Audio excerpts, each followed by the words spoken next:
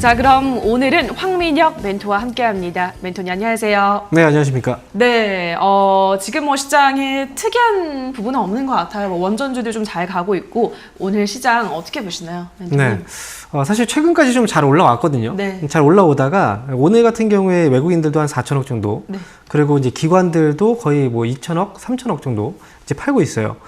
그래서 지금 이제 시장이 또 올라올만 하니까 갑자기 또 빠져서 다시 또 하락으로 가는 게 아닐까라는 그런 생각을 하신다면 그것까지는 생각하실 필요는 없고요.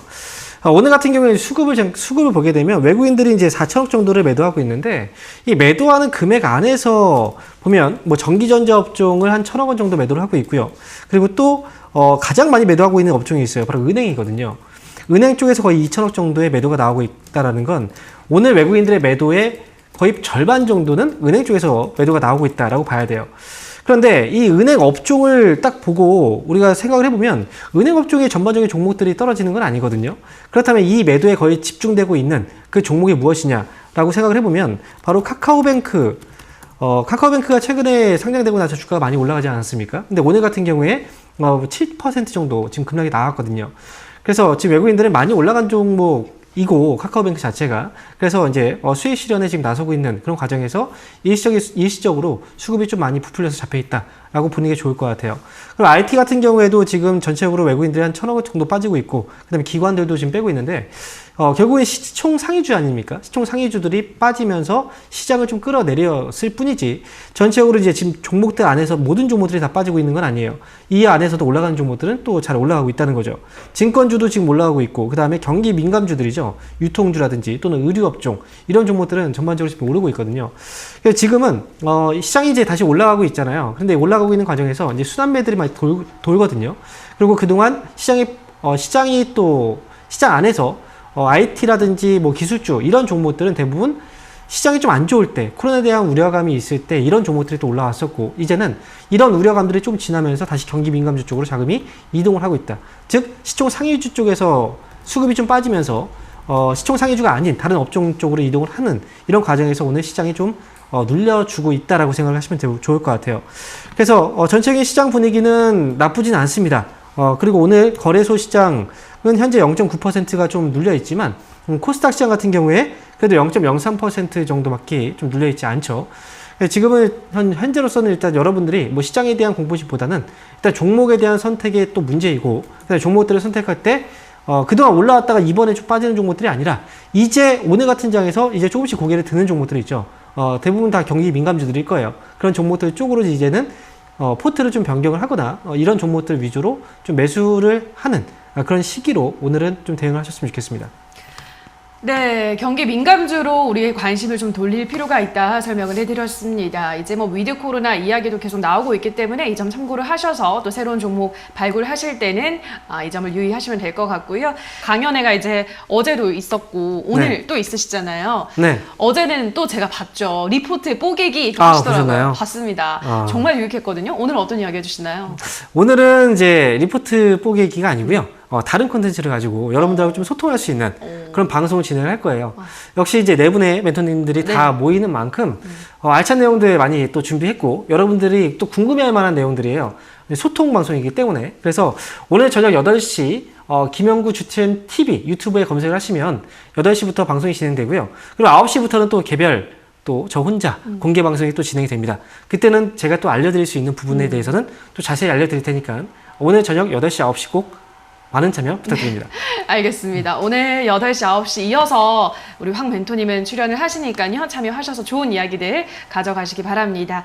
자, 그럼 유튜브 상담 넘어가도록 할게요. 첫 번째 댓글은 언덕이 님께서 올려주셨습니다. SFA 43,300원에 22% 본전 탈출 가능할지 진단 부탁합니다. 라고 보내주셨거든요.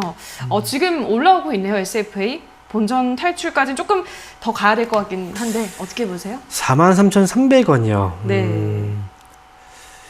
지금 SFA라는 회사는 이제 OLED 장비 쪽 이제 사업을 하고 있는 회사인데 사실 그 삼성 쪽하고 굉장히 밀접한 연관이 있죠. 예전에 분사가 된 그런 회사이기 때문에.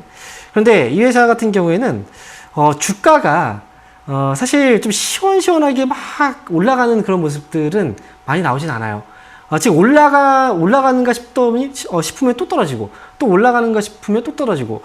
즉, OLED 쪽이 앞으로 시장이 커질 건 맞아요. 맞고. 하지만 지금 시장에서 정말 중요한 어떤 관심 품목 중에 하나는 아니거든요. 그래서 이 기업 같은 경우에는 사실 정말 장기적으로 좀 보지 않는 이상 좀 밑에 내려왔을 때 좀 담아놓고 올라가면 팔고 이런 식으로 거래를 하시는 게 지금은 좀 맞지 않을까 싶어요. 그리고 이 기업은 주가가 많이 떨어진 건 아니거든요. 지금 현재 흐름상에서 본다면. 지금 22% 정도 매수를 하셨는데요. 매수가보다는 위에서 팔 수 있는 종목이에요. 제가 볼 때는 45,000원 정도 올라오면 그때 정리를 잘 하시면 될 것 같습니다. 알겠습니다. 자, 그럼 다음 댓글도 확인을 해볼게요. 이번에는 HSK님께서 올려주셨는데요. 제주항공 23,100원에 5%. 감자는 처음이라서 어떻게 대응해야 할지 모르겠어요. 꼭 도와주세요. 라고 하셨는데요. 그러네요. 무상 감자 소식이 들렸는데, 감자는 보통 이제 악재인 거잖아요. 완전히, 그죠? 그렇죠. 어떻게 대응을 하나요? 사실 제주항공이라는 회사를 좀 봐야 될 것 같은데요. 네. 이 회사가 감자를 하고 있는 이유. 지금 보면 영업이익과 순이익 전부 다 지금 적자거든요. 네. 그리고 재무 상황을 한번 살펴볼게요.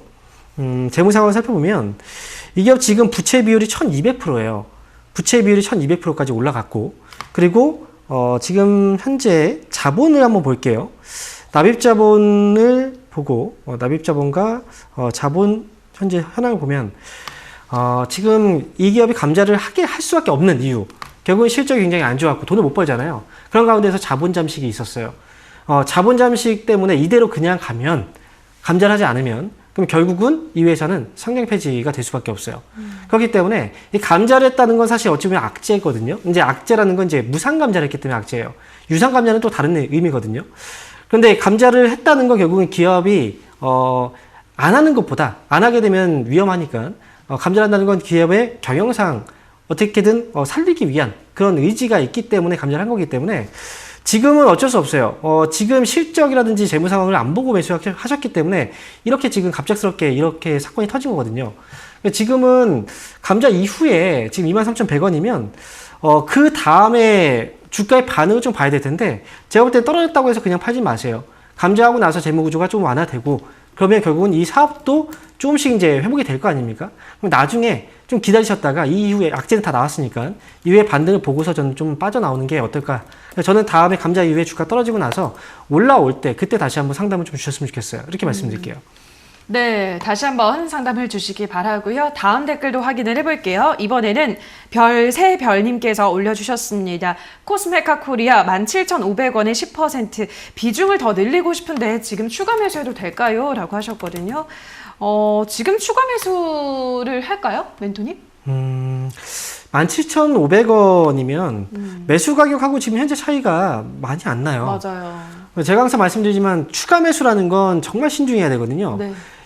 보통 주가가 떨어질 때마다 추가 매수 하시는 분들이 많이 있어요. 근데 결국은 그렇게 떨어질 때마다 추가 매수하면 평균 단가가 많이 안 낮아져요. 네, 단가 차이가 맞아요. 얼마 안 나고 비중은 그대로 커지게 되고. 그러니까 추가 매수를 할 때는 저 같은 경우 이렇게 해요. 최대 이제 한 번 정도에 끝낸다라고 생각합니다. 추가 매수를 할 때는 만약에 주가가 떨어져 있을 때.